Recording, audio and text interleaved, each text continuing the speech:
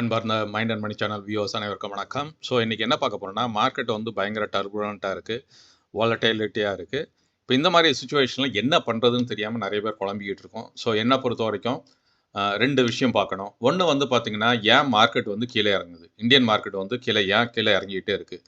ரெண்டாவது விஷயம் வந்து நம்ம இன்வெஸ்ட் பண்ணதை எப்படி சேஃப்கார்டாக இந்த மாதிரியான சூழ்நிலையில் எப்படி சேஃப்கார்டாக வச்சுக்கிறதுக்கு என்ன பண்ணணும் அப்படின்றத ரெண்டு பக்கெட்டாக பார்க்கலாம். ஃபஸ்ட்டு ஏன் வந்து பார்த்தீங்கன்னா இந்தியன் மார்க்கெட் வந்து ஏன் கீழே விழுது அப்படின்றத பார்ப்போம். ஃபஸ்ட்டு பார்த்தீங்கன்னா எஃப்ஐஐ வந்து இந்தியாவில் வந்து விற்று எடுத்துகிட்டு போயிட்டே இருக்காங்க. அதை ஆக்சுவலாக பார்த்தீங்கன்னா அக்டோபர்லேருந்து விற்க ஆரம்பித்தவங்க தான் கண்டினியூஸாக விற்றுக்கிட்டே இருக்காங்க. இப்போ ஜனவரியில் மட்டுமே பார்த்தீங்கன்னா 87,000 கோடி விற்று எடுத்துகிட்டு போயிருக்காங்க. இந்த மாதம் பிப்ரவரியில் இது வரைக்குமே பார்த்தீங்கன்னா 29,000 கோடி விற்றுட்டு பணத்தை எடுத்துகிட்டு போயிட்டே இருக்காங்க. அது இன்னொன்று ரீசன் என்னன்னு பார்த்தீங்கன்னா, அவங்களுக்கு பாண்ட் ஈல்டு வந்து அங்கே வந்து 4.525% கிடைக்குது யூஎஸில். பாண்ட் ஈல்டு வந்து இப்போ வந்து ஆல் டைம் ஹையில் இருக்குது யூஎஸில். ஸோ அதனாலையும் பார்க்குறாங்க, இங்கே வந்து நீங்கள் இருக்கிறத விட அங்கே அவங்களுக்கு வந்து நல்ல ஒரு பெனிஃபிட்டான ஒரு சுச்சுவேஷன் இருக்கிறதால இங்கேருந்து பணத்தை விற்று அங்கே எடுத்துகிட்டு போயிருக்காங்க. யூஎஸ் மார்க்கெட்டும் நல்லா இருக்குது. அதுக்கு அடுத்து பார்த்தீங்கன்னா ஓவர் வேல்யூஷன்ஸ். எல்லாருமே பயப்படுறாங்க, இந்தியன் மார்க்கெட் வந்து பயங்கர ஓவர் வேல்யூஷனில் இருக்குது. ஸோ இது வந்து கரெக்ஷன் ஆகணும், கரெக்ஷன் ஆனதுக்கப்புறம் தான் திருப்பி வருவாங்க அப்படின்னு சொல்கிறாங்க. அதே மாதிரி பார்த்தீங்கன்னா ஸ்மால் கேப் மிட் கேப் ஸ்டாக்ஸ்லாம் பார்த்தீங்கன்னா பயங்கர ஓவர் வேல்யூஷனில் தான் இருக்குது. அதனால் வந்து பார்த்து கேர்ஃபுல்லாக இருக்கணும். ஸோ இதுக்கு அடுத்த ரீசன் பார்த்தீங்கன்னா, டாலர் வந்து ஸ்ட்ரெங்தன் ஆகிட்டே இருக்குது, இந்தியன் ருப்பி வந்து பார்த்தீங்கன்னா வீக் ஆகிட்டே இருக்குது. அதாவது பார்த்தீங்கன்னா செப்டம்பர் 24ல் 83 ரூபா 50 பைசா இருந்துட்டு ஒரு டாலரு இப்போ வந்து பார்த்தீங்கன்னா லாஸ்ட் வீக்கில் 87 ரூபா 50 பைசா லாஸ்ட் வீக் ஆகிருக்கு. இந்தியன் ருப்பி பார்த்தீங்கன்னா ஆல்மோஸ்ட் 4 ருபீஸ் வந்து வீக் ஆகிருக்கு. ஸோ இதனாலையும் பார்த்தீங்கன்னா எஃப்ஐஐ ஏன் எடுத்துகிட்டு போயிட்டு இருக்காங்கன்னா, அவங்களுக்கு வந்து நெட் ரிட்டர்ன்ஸ் வந்து இதில் வந்து அடி வாங்குது. ஸோ இந்தியன் ருப்பி வீக் ஆகிறதால அவங்களுக்கு வந்து அதுலேயும் அடி வாங்குது. ஸோ அதனால தான் எஃப்ஐஎஸ் எடுத்துகிட்டு போயிட்டு இருக்காங்க. அது இல்லாமல் பார்த்தீங்கன்னா இந்தியன் ருப்பி வீக் ஆகிறதால நம்மளுடைய இம்போர்ட் காஸ்ட்டும் அதிகமாகிட்டே போயிட்டே இருக்குது. அதுக்கடுத்து பார்த்தீங்கன்னா ஸ்லோ டவுன் எக்கனாமிக் க்ரோத்தும் பார்த்தீங்கன்னா ஸ்லோ டவுன் ஆகிருக்கு. இது கிளியராக வந்து விசிபிளாக தெரிய ஆரம்பிச்சிருச்சு இப்போ. அதாவது பார்த்தீங்கன்னா ஃபைனான்ஷியல் இயர் 23-24ல் நம்மளுடைய ஜிடிபி வந்து பார்த்தீங்கன்னா 8.2% இருந்தது.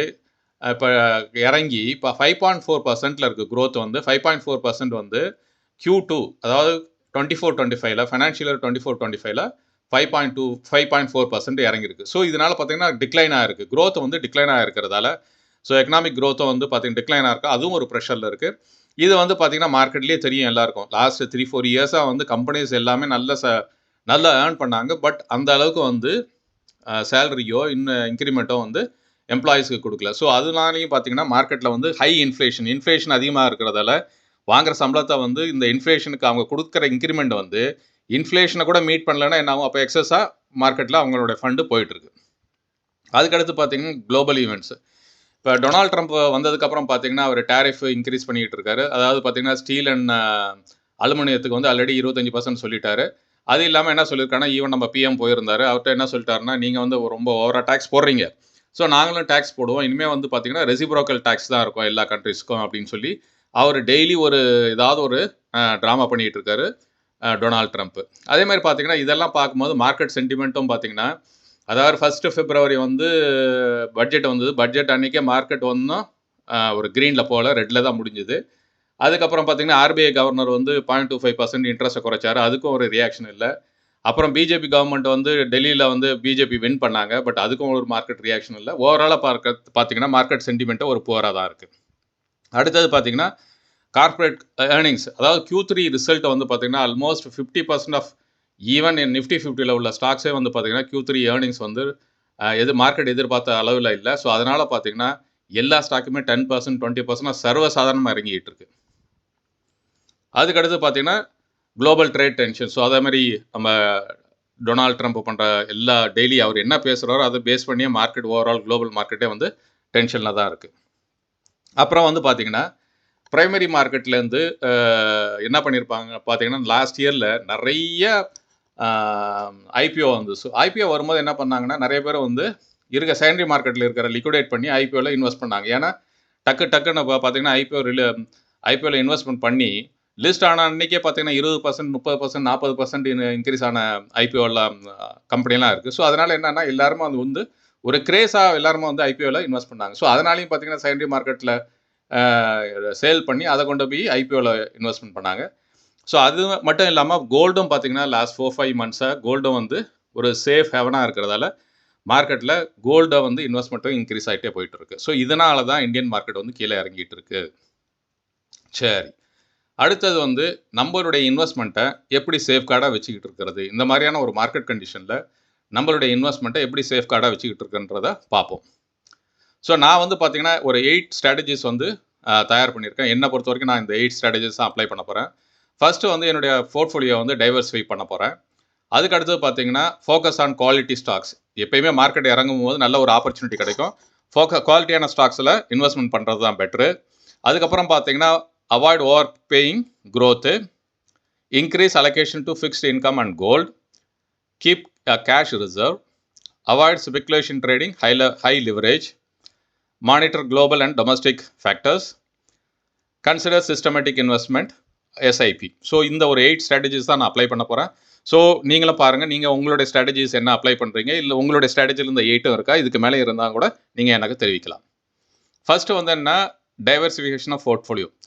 பார்த்தீங்கன்னா இந்த போர்ட்ஃபோலியோவில் வந்து பார்த்தீங்கன்னா வீக் ஏர்னிங் இருக்கிற சிங்கிள் செக்டரில் ஏதாவது இன்வெஸ்ட்மெண்ட் அதிகமாக இருந்தால் அதை வந்து டைலூட் பண்ணிவிட்டு பார்த்தீங்கன்னா இப்போ பார்க்கலாம் IT, banking, auto, real estate, இது எல்லா 4-5 செக்டரை வந்து பயங்கரமாக வீக் ஏர்னிங் தான் ரிப்போர்ட் பண்ணியிருக்காங்க. ஸோ அதனால் அந்த ஸ்டாக்ஸ் எல்லாம் வீக்காக தான் இருக்குது.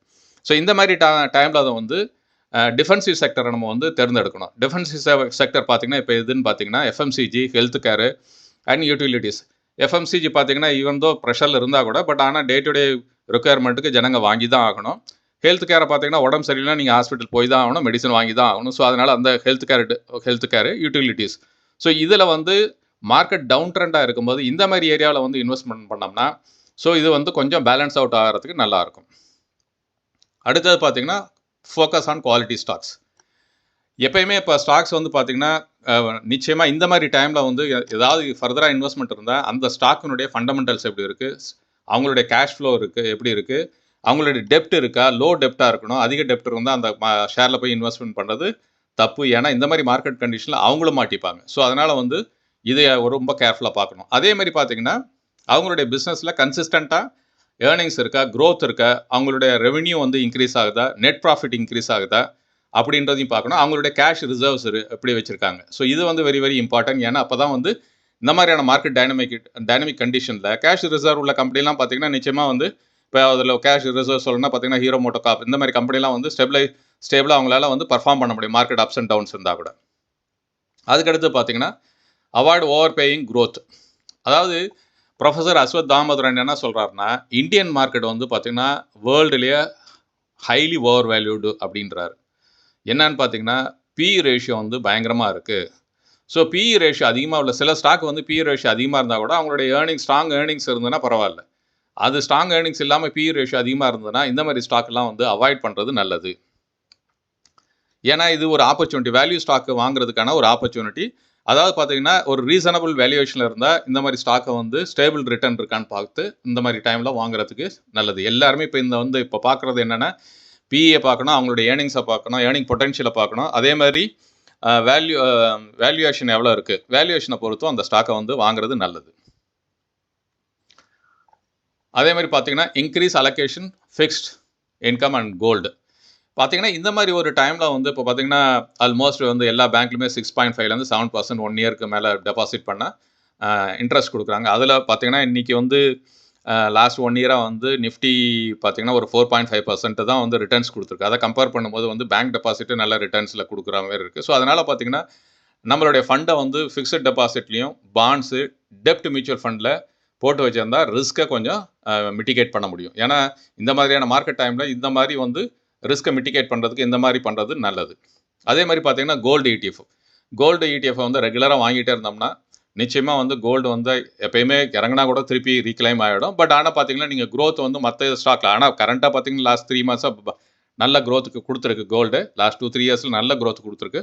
பட் இப்போ வந்து எல்லாருமே இந்த மாதிரியான ஒரு மார்க்கெட் டைனமிக்ஸில் வந்து என்னென்னா எல்லாருமே கோல்டு பக்கம் போகிறதால கோல்டு வந்து விலை ஏறிட்டு இருக்கு.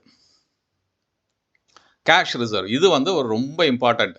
எல்லாருமே பார்த்தீங்கன்னா நம்மளுக்கு வேல்யூவேஷன் கம்மியாகி ஷேர் ப்ரைஸு கம்மியாக இருக்கும், ஆனால் காசு இருக்காது வாங்குறதுக்கு. ஸோ அதனால் பார்த்தீங்கன்னா கேஷ் ரிசர்வ் மார்க்கெட்டு நல்லா இருந்தாலும் சரி, மார்க்கெட் நல்லா இல்லாட்டினா கேஷ் ரிசர்வ் கையில் இல்லைன்னா நம்மளுக்கு இந்த மாதிரி ஒரு லோவர் வேல்யூவேஷனில் ஒரு ஷேரை வாங்குறதுக்கான ஒரு ஆப்பர்ச்சுனிட்டியை மிஸ் ஆகிறதுக்கான சான்சஸ் இருக்குது. ஸோ அதை வந்து கிளியராக பார்த்து கேஷ் ரிசர்வை ரெடி பண்ணுங்கள். கேஷ் ரிசர்வை கடன் வாங்கி இன்வெஸ்ட் பண்ணாதீங்க. ஷேர் மார்க்கெட்டை பொறுத்த வரைக்கும் கடன் வாங்கி இன்வெஸ்ட்மெண்ட் பண்ணால் நிச்சயமாக மாட்டிப்போம். கடன் வாங்காதீங்க. உங்களுடைய ஓன் ஃபண்ட் இருந்தால் போடுங்க. அதுதான் பெட்டர். அதே மாதிரி பேனிக் செல்லிங் பண்ண வேண்டாம். இப்போ உங்களுடைய ஸ்டாக் வந்து ஃபண்டமெண்டலி ஸ்ட்ராங்கான கம்பெனியாக இருந்தால், இப்போ நிஃப்டி 50 உள்ள ஸ்டாக்லாம் பார்த்தீங்கன்னா எல்லாமே ஆல்மோஸ்ட் வந்து ஸ்ட்ராங் ஃபண்டமெண்டல் உள்ள கம்பெனிங்க. உங்கள் கம்பெனி ஃபண்டமெண்டலாக ஸ்ட்ராங்காக இருந்ததுன்னா அதை போய் நீங்கள் இப்போ வந்து பேனிக் செல்லிங் பண்ணணும்னு அவசியம் கிடையாது.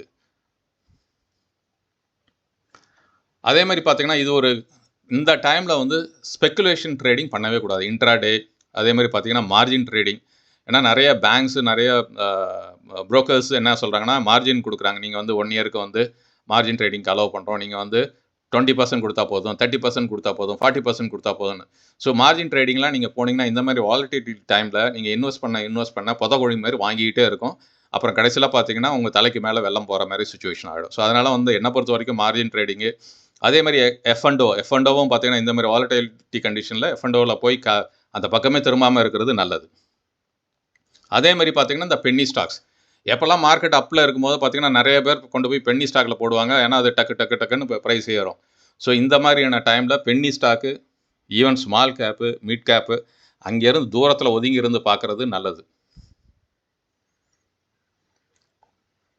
அது அடுத்தது பார்த்தீங்கன்னா குளோபல் அண்ட் டொமஸ்டிக் ஃபேக்ட்ஸ், இதை வந்து பார்த்துக்கிட்டே கவனிச்சுட்டே இருக்கணும். என்ன நடக்குது, யூஎஸில் என்ன, ஃபெட் டெசிஷன் என்ன, அவங்களுடைய ரேட் இன்ட்ரெஸ்ட் வந்து லாஸ்ட் டைம் 0.25% கம்மி பண்ணாங்க. அங்கே இன்ஃப்ளேஷன் ரேட்ஸ் என்ன இருக்குது, ஜியோ பொலிட்டிக்கல் ஈவெண்ட்ஸ் என்ன இருக்குது, இப்போ ரஷ்யா உக்ரைன் வார் நிற்குமா. ஸோ இதெல்லாம் வந்து பார்த்திங்கன்னா குளோபல் வைஸ் என்ன நடந்துகிட்டு இருக்குது அப்படின்றதையும் கேர்ஃபுல்லாக வாட்ச் பண்ணுறது நல்லது. அடுத்தது பார்த்திங்கன்னா இந்தியாவில் வந்து பார்த்திங்கன்னா பட்ஜெட் அனௌன்ஸ்மெண்ட் ஆனதுக்கப்புறம் பட்ஜெட்டோட ஸ்பெண்டிங் மார்க்கெட்டில் வந்து தானே எப்படி இருக்குன்றதை பார்க்கணும். அதேமாதிரி ஆர்பிஐ பாலிசி எப்படி இருக்குது, கார்பரேட் ஏர்னிங்ஸ், இது வந்து கிளியர். ஒவ்வொரு குவார்ட்டரும் கார்பரேட் ஏர்னிங்ஸை பார்த்தாவே தெரிஞ்சிடும் அந்த கம்பெனியோட ரெவன்யூ எவ்வளோ, அவங்களுடைய நெட் ப்ராஃபிட் க்ரோத் எவ்வளோ இருக்குது, ஸோ கையில் ரிசர்வ் எவ்வளோ இருக்குது, கேஷ் ஃப்ளோ எவ்வளோ இருக்குது. ஸோ அதை வந்து ரெகுலராக மானிட்டர் பண்ணாவே ஸ்டாக் மார்க்கெட்டில் வந்து லாஸ் ஆகாமல் இருக்கிறதுக்கான சான்சஸ் இருக்குது. அடுத்தது பார்த்தீங்கன்னா கன்சிடரிங் சிஸ்டமேட்டிக் இன்வெஸ்ட்மெண்ட். ஸோ இந்த மாதிரி டைமில் பெஸ்ட்டு எதையுமே பல்க் இன்வெஸ்ட்மெண்ட் பண்ணாமல் இப்போ நல்ல ஸ்டாக்காக இருந்தால் லாங் டேர்ம் இதுக்கு ஸ்டாக்கில் வந்து அதாவது ப்ளூ சிப் கம்பெனிஸ், அதாவது நிஃப்டி 50 இல்லாட்டா நிஃப்டி நெக்ஸ்ட் 50ல் நல்ல ஸ்டாக்காக எகெயின் சொல்கிறேன், அந்த ஃபண்டமெண்டலாக அந்த ஸ்டாக்கை பற்றி தெரிஞ்சு அந்த மாதிரியான ஸ்டாக்கில் எஸ்ஐபியில் போட்டு இந்த மார்க்கெட்டில் இந்த மாதிரி வாலட்டைலாம் கம்மியாகிற வரைக்கும் எஸ்ஐபி மூலிமா பண்ணுறது பெட்ரு. அதே நேரத்தில் ஈவன் மியூச்சுவல் ஃபண்ட்லேயும் பார்த்திங்கன்னா அங்கேயும் வந்து பார்த்திங்கன்னா நல்ல லார்ஜ் கேப் ஃபண்ட்ஸு, இப்போ பார்த்தீங்கன்னா இந்த மிட் கேப் ஸ்மால் கேப்லாம் பார்த்தீங்கன்னா பயங்கர ரன் ரேட் கொடுத்தாங்க. 20% 30%லாம் வந்து க்ரோத் இருந்தது. இனிமேல் அந்த மாதிரி க்ரோத்தெல்லாம் இருக்கிறதுக்கு சான்சஸே இல்லை. லாஸ்ட் 1 இயரில் வந்து எஸ்ஐபி பண்ண எனக்கு தெரிஞ்சு அனைவருக்குமே வந்து இப்போ ரெட்டில் தான் இருக்கும். ஈவன் மியூச்சுவல் ஃபண்டும் வந்து market subject to market risk தான். ரிஸ்க் இல்லைன்னு சொல்ல முடியாது. நிறைய பேர் வந்து மியூச்சுவல் ஃபண்டு ரிஸ்க் இல்லைன்னு சொல்கிறாங்க. நான் ஒத்துக்க மாட்டேன். அதுலேயும் ரிஸ்க் இருக்குது. அதேமாதிரி பார்த்தீங்கன்னா மியூச்சுவல் ஃபண்டில் செக்டோரியல் ஃபண்டு நிறைய வந்து 2024 செக்டோரியல் ஃபண்டு ஏகப்பட்ட கம்பெனிங்க கொண்டு வந்தாங்க. டிஃபென்ஸு, க்ரீன் எனர்ஜி, அப்படி இப்படின்னு சொல்லிட்டு பிஎஸ்சி பேங்க்கில் குரூப்பு அப்படின்ட்டு பார்த்தீங்கன்னா இந்த செக்டோரியல் ஃபண்டு எல்லாமே அடி வாங்கி நின்றுட்டு இருக்கு. அடுத்தது வந்து பார்த்திங்கன்னா பேலன்ஸ் ஃபண்டு, ஹைப்ரிட் ஃபண்டு, இதில் வந்து பார்த்திங்கன்னா மாடரேட் ரிட்டர்ன்ஸ் இருக்கும். பட் ஆனால் வந்து ஒரு லாஸ் ஆகிறதுக்கான சான்சஸ் ரொம்ப ரொம்ப கம்மி. ஸோ அதனால் இந்த மாதிரி ஃபண்டை செலக்ட் பண்ணி இன்வெஸ்ட்மெண்ட் பண்ணுறது நல்லது. சில ஃபண்ட்ஸ் யாராவது ஸ்மால் கேப் மிட் கேப்லாம் இன்வெஸ்ட்மெண்ட் பண்ணுறாங்க. சில ஆல்ரெடி எல்லாருமே ஸ்டார்ட் பண்ண ஆரம்பிச்சிட்டாங்க அந்த இன்வெஸ்ட்மெண்ட்டை பாஸ் பண்ணுறதுக்கோ இல்லை வந்து ஸ்டாப் பண்ணுறதுக்கோ. பட் ஆனால் மார்க்கெட்டை வந்து ஸ்மால் கேப் மிட் கேப்பில் எந்த இடத்துலேருந்து கீழே எவ்வளோ தூரம் கீழே இறங்குன்றதை கண்டுபிடிக்க முடியாது. எனக்கு தெரிஞ்சு செப்டம்பரில் எல்லாருமே சொன்னாங்க மார்க்கெட் பீக்கில் டச் ஆகிட்டு இருக்கும்போது நிஃப்டி வந்து எப்படியும் வந்து 30,000 டச் ஆகிடும், சென்சஸ்க்கு வந்து 1 lakh டச் ஆகிடும் அப்படின்னு சொல்லிட்டு. பட் ஆனால் லாஸ்ட்டு 2-3 monthஸில் செப்டம்பர் அப்புறம் என்ன நடந்தது எல்லாருக்கும் தெரியும். இந்த 8 அதுதான் என்னுடைய ஸ்ட்ராட்டஜி. ஸோ இந்த ஸ்ட்ராட்டஜியில் நான் வந்து ஒவ்வொன்றத்துலையும் எவ்வளோ இம்ப்ளிமெண்ட் ஆகிருக்குன்றதை பார்ப்பேன். ஸோ பார்த்து என்னுடைய ரிஸ்க்கை மாடரேட் பண்ணி கம்மி பண்ணி கொண்டு போகிறது தான் என்னுடைய எண்ணம். சரி, இதில் என்னன்னா ஒரு சில ஐட்டம் பையிங்கை போஸ்ட்போன் பண்ணுறது பெட்டரு. மார்க்கெட் நல்லா கீழே இறங்கட்டும் எப்போ ஆப்பர்ச்சுனிட்டி கிடைக்குதோ, அதாவது மீன் தூண்டியில் போட்டுட்டு வெயிட் பண்ணிக்கிட்டே இருக்கிறது பெட்ரு. ஸோ வெயிட் பண்ணுறது, போஸ்ட்போன் பண்ணுறது பெட்டரு.